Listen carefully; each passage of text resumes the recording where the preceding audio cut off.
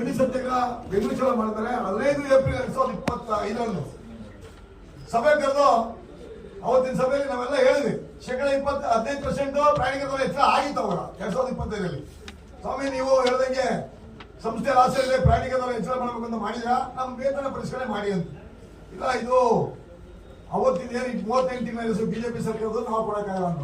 ಮತ್ತೆ ಈ 123 ಮಾಡಿದರೆ ಇದೇನಾದ್ರು 27 ಮಾಡ್ತೀವಿ ಅಂತೇಳಿ ನಮ್ಮ ಸಂಘಟನೆಗಳು ತಿಳಿಸಿದ್ರಿಂದ ನಾವು ಸಭೆ ಎದ್ದು ಬಂದ್ವಿ. ಪುನಃ ನಾವು 5/8/2025 ಒತ್ತಾಯಿಸಿ ಏನು 38 RS 1/1/24 ವೇತನ ಪರಿಷ್ಕರಣೆ ಈ ಒಂದು ಇತರೆ ಬೇಡಿಕೆಗಳನ್ನು ಒತ್ತಾಯಿಸಿ ಆಗ ಕರೆ ಕೊಟ್ಟಾಗ 4/8/2025 ಮಾನ್ಯ ಮುಖ್ಯಮಂತ್ರಿಗಳ ಅಧ್ಯಕ್ಷತೆಯಲ್ಲಿ ಏನು ಶ್ರೀನಿವಾಸ ಕಮಿಟಿ ಬಂದಿದೆ ಅದರಲ್ಲಿ 38 ತಿಂಗಳ RS ಬಂದು 14 ತಿಂಗಳು ಕೊಡ್ತೀವಿ ಅಂತ ಹೇಳಿ ಒಂದು ಆದೇಶ ಮಾಡಿದ್ರು. ನಾವು ಒಪ್ಪಿಲ್ಲ. ಕಾರ್ಮಿಕರ ಶ್ರಮ ದುಡಿದಿದೆ. ಅದರಲ್ಲೂ ಶಕ್ತಿ ಯೋಜನೆಗಳಲ್ಲಿ ಮುಖ್ಯವಾಗಿ 5 ಗ್ಯಾರಂಟಿಗಳಲ್ಲಿ ಶಕ್ತಿ ಯೋಜನೆಯಲ್ಲಿ ನಾವು ಹೆಚ್ಚಿಗೆ ಶ್ರಮ ಪಟ್ಟಿದ್ವಿ. ಕಡಿಮೆ ಸಿಬ್ಬಂದಿ, ಕಡಿಮೆ ವೆಹಿಕಲ್ ಕಂಡೀಷನ್ ಪೊಸಿಷನ್, ಹಳೆ ಗಾಡಿಗಳನ್ನು ಕರ್ಕೊಂಡು ನಾವು ಶಕ್ತಿ ಯೋಜನೆ ಯಶಸ್ವಿ ಮಾಡಿದ್ವಿ. ಹಲವಾರು ಜನ ಡ್ರೈವರ್ ಕಂಡಕ್ಟರ್ ಜನರಿಂದ ಹೊರತಾಗಿದ್ದೇವೆ. ಆದ್ರೂ ನಾವು ನಿಮ್ಮ ಸರ್ಕಾರದ ಯೋಜನೆಯನ್ನು ಜಾರಿ ಮಾಡಿದ್ವಿ, ನಮಗೆ ಕೊಡಲೇಬೇಕು ಅಂತ ಹೇಳಿದ್ವಿ. ಅವತ್ತು ಒಪ್ಪಿಲ್ಲ. ಅದಾದ್ಮೇಲೆ ನಾವು ನಿರಂತರ ಪ್ರಯತ್ನದ ಮೇಲೆ ಅಧಿಕಾರಿಗಳು ಮತ್ತೆ 4 MDಗಳನ್ನ ಮತ್ತೆ ಸರ್ಕಾರ ಸಾರಿಗೆ ಸೇವೆಗಳನ್ನು ಒತ್ತಾಯ ಮಾಡಿದ್ವಿ. ಯಾರು ಕೂಡ ಇದ್ರ ಬಗ್ಗೆ ಗಮನಿಸಲಿಲ್ಲ.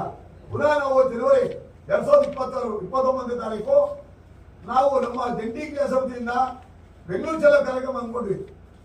ಅವಾಗ ಹೆಚ್ಚಿನ ಸಂಖ್ಯೆಯಲ್ಲಿ ಕಾರ್ಮಿಕರು ಬರಕ್ಕೆ ಪ್ರಯತ್ನ ಪಟ್ಟಿದ್ರು. ಆದ್ರೆ 29 ಕಾರ್ಯಕ್ರಮ ಜನವರಿಯಲ್ಲಿ 28ಗೆ ನಮ್ಮ ಕಾಮಿಡಿ HR ಜಂಟಿ ಕಮಿಟಿಯ ರಾಷ್ಟ್ರೀಯ ಅಧ್ಯಕ್ಷರು ಮತ್ತೆ ಜಂಟಿ ಕಮಿಟಿ ಅಧ್ಯಕ್ಷರು ಅನಂತರು ದೈವದ ಕಾರಣ ಅವತ್ತಿನ ಸಭೆ ಪೋಸ್ಟ್ಪೋನ್ ಮಾಡಿದ್ರು. ಅವ್ರು ಮುಂದೆ ಗೌರವ ಸಲ್ಲಿಸಿ ನಮ್ಮನ್ನ ಸಲ್ಲಿಸಿದ್ದಾರೆ. ಆ ಸಂದರ್ಭದಲ್ಲಿ ನಮಗೂ ಕೂಡ ಹೋಯ್ತು. ಆದ್ರೆ ಅವ್ರ ಕುಟುಂಬದವರು ಅವ್ರ ಕುಟುಂಬದವರು ಮತ್ತು ಅವ್ರ ಮಗಳು ಜ್ಯೋತಿ ಅನಂತರು ಸಾರಿಗೆ ಕಾರ್ಮಿಕರ ಬೇಡಿಕೆಗಳು ಬಹಳ ನೆನಗುದಿ ಬಿದ್ದಿದೆ. ದಯಮಾಡಿ ಅವ್ರ ಬೇಡಿಕೆ ಈಡೇರಿಸಿದ್ರು. ಅವ್ರ ಯಜಮಾನರು ದೈವದ ಇದ್ರು ಕೂಡ ಅಲ್ಲೇ ಮಾಡಿದ್ರು ಕೂಡ ಸಾರಿಗೆ ನೌಕರರ ಬಗ್ಗೆ ಅವರು ಕಾಳಜಿ ತೋರಿಸಿ ಒತ್ತಡ ಹಾಕಿದ್ರು. ಸಾರಿಗೆ ಅವರ ಮುಖ್ಯಮಂತ್ರಿಗಳು ಹೇಳಿದ್ರು ನಾವು ಸಾರಿಗೆ ಸಚಿವರು ಕಳೆದ ಮಾತಾಡಕ್ಕೆ ತಿಳಿಸ್ತೀವಿ ಅಂತ ಹೇಳಿದ್ರು. ಆಮೇಲೆ ಕರೀಲಿಲ್ಲ. ಅದಾದ್ಮೇಲೆ ನಾವು ಮತ್ತೆ ಮುಂದೂಡಿದಂತ ಪ್ರತಿಭಟನೆಯನ್ನ ನಾವು ಫೆಬ್ರವರಿ 19ಕ್ಕೆ 26 ಅಂದ್ಕೊಂಡ್ವಿ. ಆಗ ಬಹಳ ಗಟ್ಟಿಯಾದಂತ ಹೋರಾಟ ಅಂದ್ಕೊಂಡಾಗ ಏಕಪಕ್ಷೀಯವಾಗಿ ಸರ್ಕಾರ 18/2/2022 38 ತಿಂಗಳ ಬದಲಾಗಿ 26 ತಿಂಗಳ RS ಅನೌನ್ಸ್ ಮಾಡ್ತು.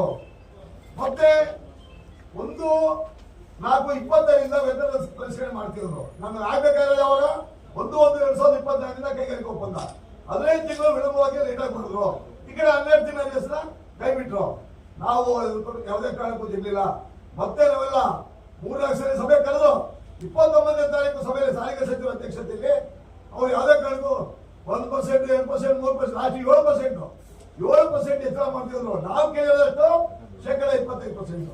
ಇವ್ರು 29 ಏಪ್ರಿಲ್ 26 7% ಕೊಡಲ್ಲ ಅಂದಾಗ ನಾವು ಅವತ್ತೇ ಸರ್ಕಾರಕ್ಕೆ ಮುಷ್ಕರ ನೋಟಿಸ್ ಕೊಟ್ಟು ಈ ಮುಷ್ಕರ ನೋಟಿಸ್ 25 ಈಗ ನಾಡ್ದು 25/2026 ಅನಿರ್ದಿಷ್ಟವಾದ ಮುಷ್ಕರವನ್ನು ಜಂಟಿ ಕಳಿಸಿಬಿಟ್ಟು ಕರೆ ಕೊಟ್ಟಿದ್ದೇವೆ. ಇಲ್ಲೋ ಸರ್ ಎಲ್ಲೂ ಇಲ್ಲ, ಅಲ್ಲಲ್ಲೇ ಮುಷ್ಕರ. ಯಾರು ಕೂಡ ಬೇರೆ ರಸ್ತೆಗಳಿಂದ ಮಾಡೋದಿಲ್ಲ. ವಾಲಂಟ್ರಿ ಅವರು ಮನೆ ಇರ್ತಾರೆ. ಕಾರ್ಮಿಕ ಮುಖಂಡರು ಮಾತ್ರ ಹೊರಗಡೆ ಇರ್ತೀವಿ, ಚೂಳಿಕೆ ಇರ್ತೀವಿ ಅಷ್ಟೇ. ಕಾರ್ಮಿಕರು ಸ್ವಯಂ ಪ್ರೇರಿತವಾಗಿ ಅವ್ರ ಮನೆ ಇರ್ತಾರೆ. ಇದರಲ್ಲಿ ಎಲ್ಲೇ ಪ್ರತಿಭಟನೆ ಮತ್ತೊಂದು ಏನಿರಲ್ಲ. ಗಾಡಿ ಓಡಿಸ್ಬೇಕು, ಗಾಡಿ ಮಾತ್ರ ಡಿಪೋಯಿಂದ ಆಪರೇಟ್ ಆಗಲ್ಲ. ಅವೆಲ್ಲ ಸಂಪೂರ್ಣವಾಗಿ ಕಾರ್ಮಿಕರು ಗಮನ ಕೊಡ್ತಾರೆ. ಯಾಕೆಂದ್ರೆ ನಾವು ಅವತ್ತು ಏಕಪಕ್ಷೀಯ ಮಾಡೋ ಆದೇಶನ ಒಪ್ಪಲಿಲ್ಲ. ಅಲ್ಲ ಸರ್, ಈಗ ಪುಕ್ಷಟ ಗ್ಯಾರಂಟಿ ಯೋಜನೆ ಅವು ಇವಾಗ ಕೊಟ್ಟು ಈ ಸಂಬಳ ಜಾಸ್ತಿ ಮಾಡೋದನ್ನ ಹೆಂಗ್ ಮಾಡ್ತಾರೆ ಸರ್? ಅದು ಸರ್ಕಾರಕ್ಕೆ ಬಿಟ್ಟಿದ್ದು. ನಾವು ಯೋಜನೆ ಕೊಡಿ ಅಂತ ನಾವೇನ್ ಕೇಳಿಲ್ಲ. ಜನ ದುಡ್ಡೇ ಇಲ್ಲ ಅಲ್ಲಿ. ಅಲ್ಲ ದುಡ್ಡಿಲ್ಲ. ಈ ಪೊಲೀಸರಿಗೆ ಸಂಬಳನೇ 5 ದಿನ 10 ದಿನ ಲೇಟ್ ಆಗ್ತೈತೆ ಸರ್. ಸರ್ಕಾರ ಪಾಲಿ ಮಾಡಕ್ಕೆ ನಮ್ಮನ್ನೇನ್ ಕೇಳ ಮಾಡಲ್ಲ. ನಾವು ಕಾರ್ಮಿಕ ದುಡಿಯೋ ಕಾರ್ಮಿಕ, ನಾವು ಬೆವರಿಂದ ದುಡಿಸಿ ಸಂಬಳ ಕೊಡಿ ಅಂತ ಕೇಳೋಣ ಅಷ್ಟೇ. ನಾವು ಸಾರ್ವಜನಿಕ ಸೋಷಿಯಲ್ ಅಪ್ಲಿಕೇಶನ್ ಅವ್ರು ಉಚಿತವಾಗಿ ಪೂರ್ತಿ ಸಾರ್ವಜನಿಕ ಫ್ರೀ ಕರ್ಕೊಂಡೋಗ್ಲಿ, ನಮ್ಗೇನು ಅಭ್ಯಂತರ ಇಲ್ಲ. ಆದ್ರೆ ದುಡಿತಕ್ಕಂಥ ವರ್ಗಕ್ಕೆ ಸಂಬಳ ಕೊಡಬೇಕು. ಈ ಮುಷ್ಕರ ಎಲ್ಲರಿಗೂ ತಿಳುವಳಿಕೆ ಮಾಡ್ತೀವಿ. 100% ಗಾಡಿ ಓಡಿಸ್ಬೇಕು ತಿಳುವಳಿಕೆ ಕೊಡ್ತೀವಿ. ಎಲ್ಲ ಸುಮಾರು 8 ಸಂಘಟನೆಗಳು ಸೇರಿ ನಾವು ಕರೆ ಕೊಟ್ಟಿದ್ದೀವಿ. ಆಮೇಲೆ ಇವರು ಈ ಮಧ್ಯದಲ್ಲಿ 12.5% 12ನೇ ತಾರೀಕು ಇದೇ ತಿಂಗಳಲ್ಲಿ ಏಕಪಕ್ಷವಾಗಿ ಸರ್ಕಾರ 1/4/25 ಜಾರಿ ಮಾಡ್ತು. ನಾವು ಅದನ್ನ ತಿರಸ್ಕಾರ ಮಾಡಿದೀವಿ. ನಾವು ಕೇಳಿರೋದು 25%. ನೀವು 12% ಕೊಟ್ಟರೆ ಸಾಧ್ಯ ಇಲ್ಲ, ನಾವು ಒಪ್ಪಲ್ಲ. ನಾವೆಲ್ಲ ಸಂಬಂಧಪಟ್ಟು ಸುಳಿದೀವಿ. ನಿಮ್ಮ ಜಾತಿಗಳಲ್ಲಿ ಶಕ್ತಿ ಯೋಜನೆ ದುಡ್ಡು ಬಹಳ ಸಾಕಷ್ಟು 550 ಕೋಟಿಯಿಂದ 600 ಕೋಟಿ ಜನ ಮಹಿಳೆಯರು ಉಚಿತ ಓಡಾಡಿದ್ರೆ ಮಹಿಳೆಯರಿಗೆ ಸಬಲೀಕರಣ ಮಾಡಿ ಸಂತೋಷ. ಹಂಗನ್ಬಿಟ್ಟು ನಮ್ಮ ಹೋಟೆಲ್ಗಳಿಗೆ ಇವು ನಮಗೂ ಹೆಂಡತಿ ಮಗಳೆಲ್ಲ ಇದಾರಲ್ವಾ, ಹಾಗಾಗಿ ಅದನ್ನ ಸಬಲೀಕರಣ ಏನ್ ಮಾಡಿರೋ ಸಂತೋಷ. ನಮ್ದೇನು ಏಕಪಕ್ಷೀಯ ಮಾಡಿದ 12% ಅನ್ನ ವಾಪಸ್ ತಗೊಂಡು ಅದು ಒಂದು 24ರಿಂದಲೇ ನಮ್ದು ವೇತನ ಪರಿಶೀಲನೆ ಮಾಡಬೇಕು. ಯಾಕಂದ್ರೆ ಕೈಗಾರಿಕಾ ಒಪ್ಪಂದ ಇರೋದು 4 ವರ್ಷಗಳಿಗೊಮ್ಮೆ ಮಾತ್ರ. ಇವರು ನಮ್ಮ ಮಧ್ಯೆ ಅನ್ಯಾಯ ಮಾಡ್ತಾರೆ. ಒಂದು 15 ತಿಂಗಳು ಲೇಟ ಮಾಡಿದರೆ 2020 12 ತಿಂಗಳು ರೇಸ್ ಕಟ್ ಮಾಡಿದ್ದಾರೆ. ಅದನ್ನ ಕಳೆದು ಮಾತಾಡಬೇಕು. 25% ಮಾತುಕತೆ ಮಾಡಿ ಜಂಟಿ ಸಮಿತಿ ಜೊತೆ ನಮ್ದೇನ ಬೇರೆ ಇಲ್ಲ.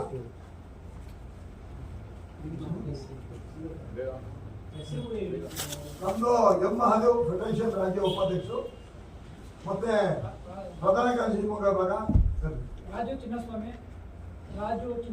CITU ಶಿವಮೊಗ್ಗ ಭಾಗದ ಅಧ್ಯಕ್ಷ. ಈಗ ಸರ್ಕಾರ 1270 ಕೋಟಿ ಎಲ್ಲ ಮಾಡಿದೆ. ಸರ್ಕಾರ 1270 ಕೋಟಿ ಮಾಡಿದೆ. ಮೊದಲನೇ ಕಂತಾಗಿ 450 ಕೋಟಿ ಬಿಡುಗಡೆ ಮಾಡಿದೆ.